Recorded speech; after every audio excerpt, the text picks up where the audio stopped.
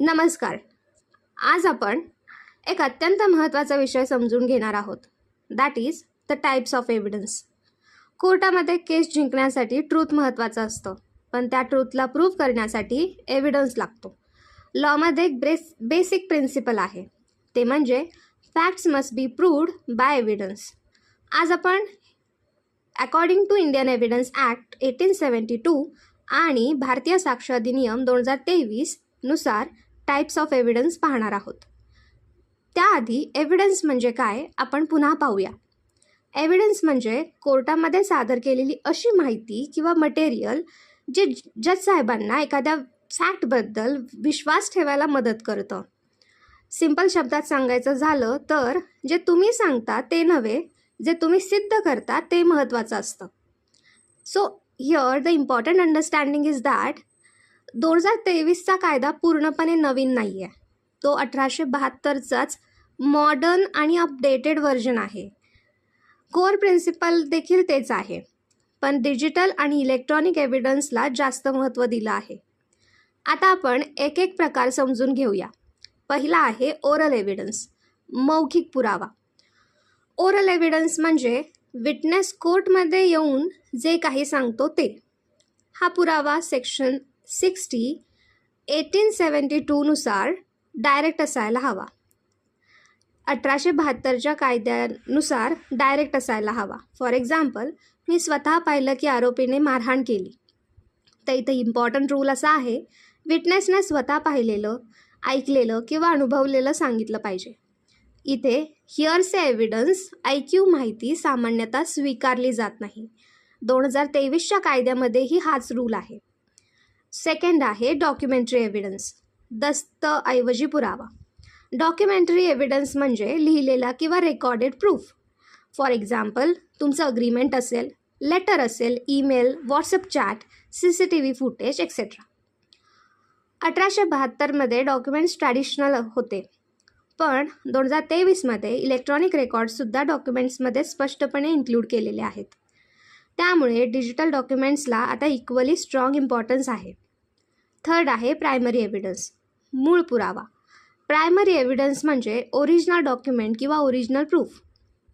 For example, original agreement, original video recording. Court नेहमी original evidence prefer करतं, कारण ते सर्वात जास्त रिलायबल असतात. 2023मध्ये ओरिजिनल इलेक्ट्रॉनिक डेटा जसं की सर्व्हर डेटा, ओरिजिनल फाईल्स हे सुद्धा प्रायमरी एव्हिडन्स म्हणून स्वीकारले जातात. चौथा आहे सेकंडरी एव्हिडन्स, दुय्यम पुरावा. सेकंडरी एव्हिडन्स म्हणजे ओरिजिनलची कॉपी किंवा reproduction. For example, photocopy, screenshot, scanned copy. 1872मध्ये हे अलाउड आहे. 1872च्या कायद्यामध्ये हे अलाउड आहे, पण स्पेसिफिक कंडिशन्समध्ये आहे. 2023च्या कायद्यामध्ये इलेक्ट्रॉनिक्स कॉपीजला अधिक क्लॅरिटी आणि रेकग्निशन दिलं आहे. इथे लक्षात ठेवण्यासारखी गोष्ट म्हणजे प्रायमरी एव्हिडन्स उपलब्ध असेल तर सेकंडरी एव्हिडन्स वापरता येत नाही. सो नेक्स्ट आहे फिफ्थ डायरेक्ट एव्हिडन्स, प्रत्यक्ष पुरावा. डायरेक्ट एव्हिडन्स म्हणजे जो थेट फॅक्ट प्रूव्ह करतो. फॉर एक्झाम्पल, आय विटनेस म्हणतो, मी आरोपीला चोरी करताना पाहिलं. हा सर्वात स्ट्रॉंग एव्हिडन्स मानला जातो. कोर्ट यावर विश्वास ठेवतं. दोन्ही कायद्यांमध्ये याचा इम्पॉर्टन्स सेम आहे. सिक्स्थ आहे सर्कमस्टन्शियल एव्हिडन्स, परिस्थितीजन्य पुरावा. सर्कमस्टन्शियल एव्हिडन्स म्हणजे डायरेक्ट प्रूफ नसतं, पण परिस्थिती ट्रूथ दर्शवते. For example, accused crime scene जवळ होता, त्याच्याकडे वेपन सापडलं, त्याचे फिंगरप्रिंट्स मिळाले. Court complete chain of circumstances पाहतं. जर चेन कंप्लीट असेल तर कन्व्हिक्शन होऊ शकतं. 2023च्या कायद्यामध्येही हे प्रिन्सिपल अनचेंज्ड आहे. सो नेक्स्ट आहे इलेक्ट्रॉनिक एव्हिडन्स. हा सर्वात महत्त्वाचा आणि मॉडर्न प्रकार आहे. 1872मध्ये 1872च्या कायद्यामध्ये लॅटर अमेंडमेंटद्वारे सेक्शन 65B अंतर्गत जो इंट्रोड्यूस झाला आहे आणि 2023मध्ये इलेक्ट्रॉनिक एव्हिडन्सला सेंट्रल इम्पॉर्टन्स दिलं गेलं आहे. फॉर एक्झाम्पल, कॉल रेकॉर्डिंग्स असतील, व्हॉट्सअप चॅट्स असतील, email, CCTV footage, digital documents, digital वर्ल्डसाठी लॉ अधिक प्रॅक्टिकल बनवला आहे. So let's understand quickly. Oral evidence म्हणजे जे बोललं गेलं आहे.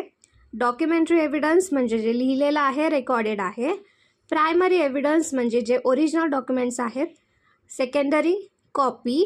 डायरेक्ट एव्हिडन्स म्हणजे थेट पुरावा. सकमस्टान्शियल परिस्थितीवर आधारित. आणि इलेक्ट्रॉनिक म्हणजे डिजिटल प्रूफ. सो इथे इम्पॉर्टंट पॉईंट्स कोणते आहेत तर ते म्हणजे गेस म्हणजे एव्हिडन्स नाही, अंदाज लावणं म्हणजे पुरावा नाही, मत दर्शवणं, ओपिनियन्स म्हणजे एव्हिडन्स नाही, हिअरसे ऐकीव गोष्टी म्हणजे जनरली ॲडमिसिबल नाहीत. कोर्टाला रिलायबल आणि ॲडमिसेबल प्रूफ लागतं. सो लॉ बदलला आहे पण न्याय मिळवण्याची पद्धत तीच आहे. एव्हिडन्सशिवाय केस स्ट्रॉंग होत नाही. सो ऑलवेज रिमेंबर, बोलणं सोपं आहे पण सिद्ध करणं महत्त्वाचं आहे. So don't just speak, prove it. Thank you.